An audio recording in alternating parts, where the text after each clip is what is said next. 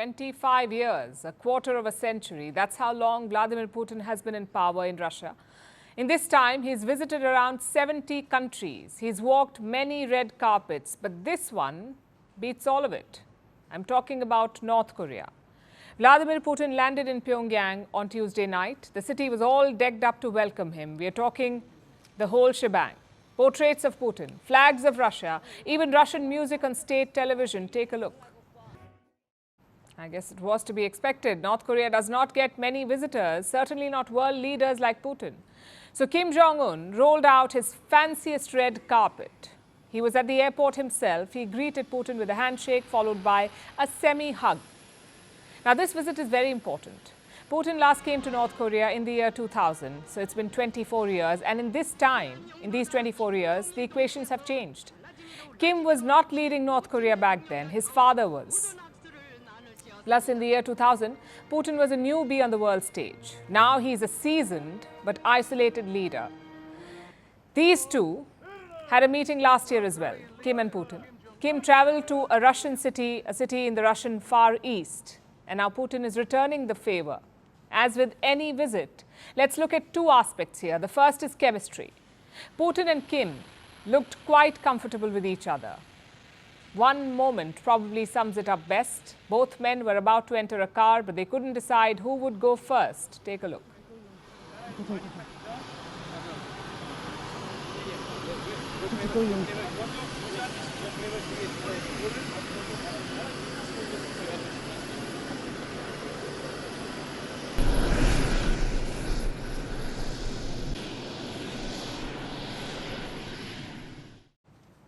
The pomp wasn't over yet. This is a two-day state visit by the Russian president, so the official welcome was still pending. It was organized at the Kim Il-sung Square. Again, the pictures were stunning.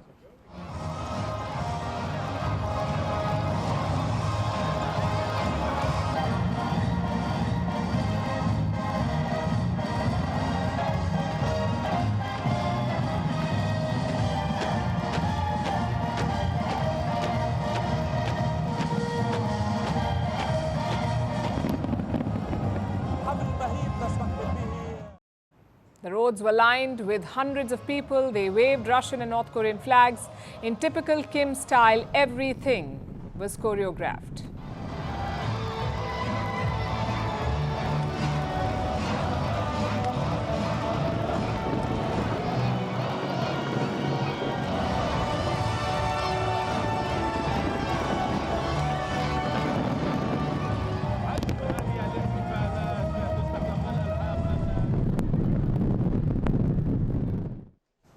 Later in the day, there was more bromance. Putin gifted a Russian limousine to Kim Jong Un. He also drove Kim around Pyongyang.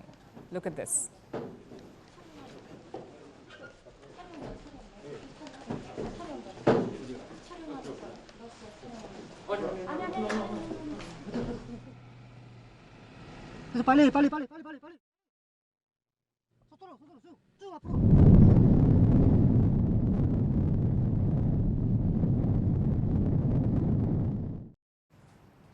So we've covered the first aspect, the chemistry and optics.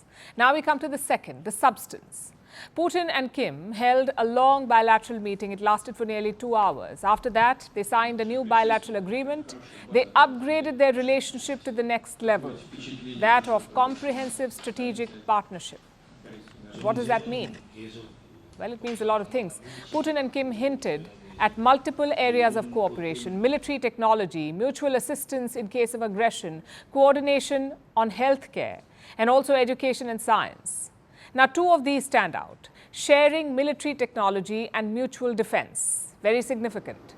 Putin is saying that he may defend North Korea if it is attacked. And that's a big promise to make.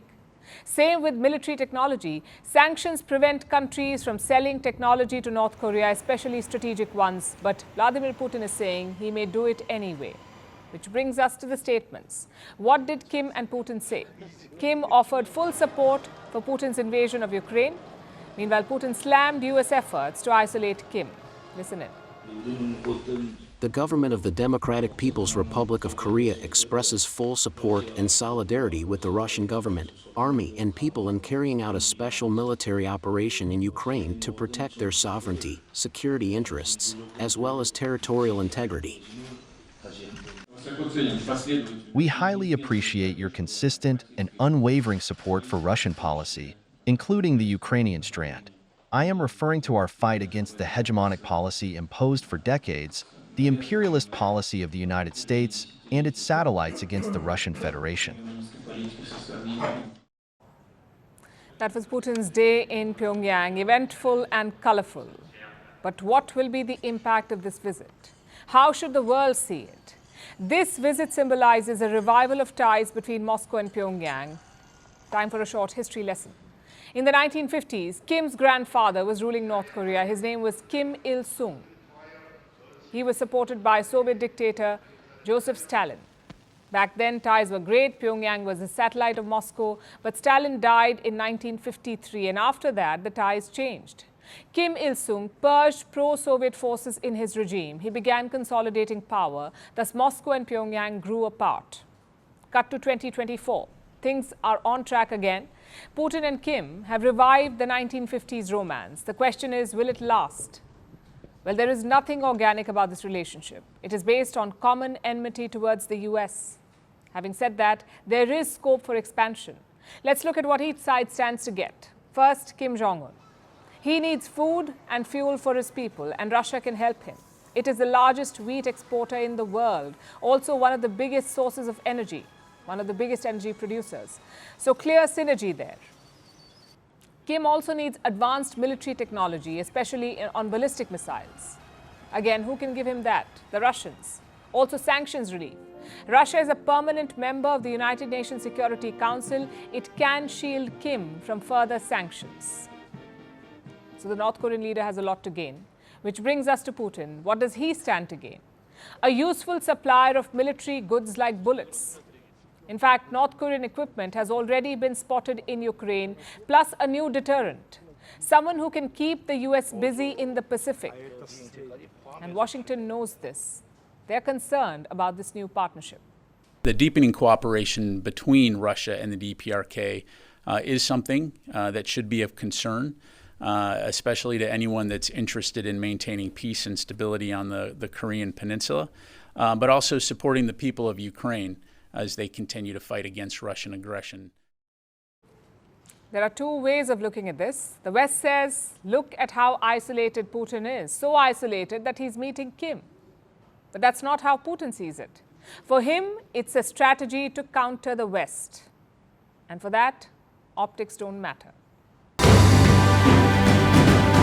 Firstpost reports from the world's second largest continent. Hello, I'm Alison Lagrange. A very warm welcome from Durban, South Africa. We get you the news and the newsmakers from Africa. From elections to climate change to innovations and opportunities. As the world's attention shifts, we report from Africa, the heart of the global South. Join me every weekday live on Firstpost.